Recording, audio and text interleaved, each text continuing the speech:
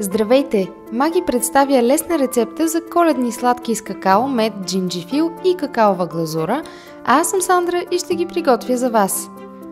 Най-напред в дълбока купа се поставят брашното, захарта, какаото, а също и джинджифилът и пак пулверът.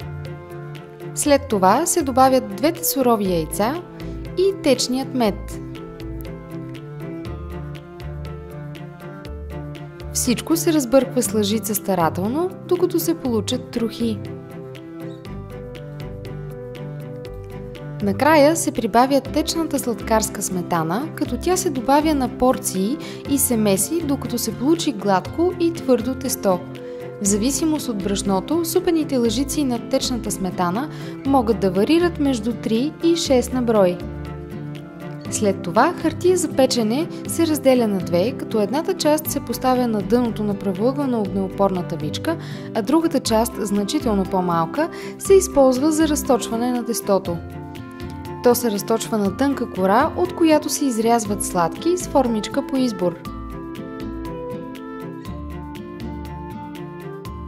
Сладките се изрязват и се подреждат на разстояние една от друга в тавата.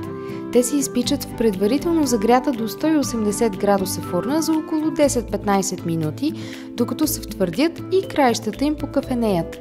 След това се изваждат и се охлаждат.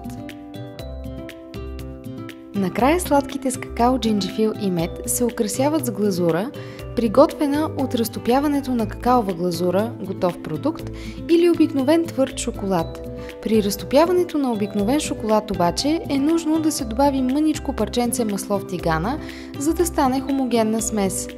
Може да се разтопи и на водна баня.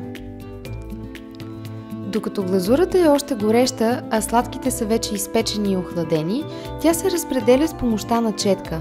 Сладките се оставят за 10 минути, докато глазурата стегне. По желание се поръсват с кристална захар.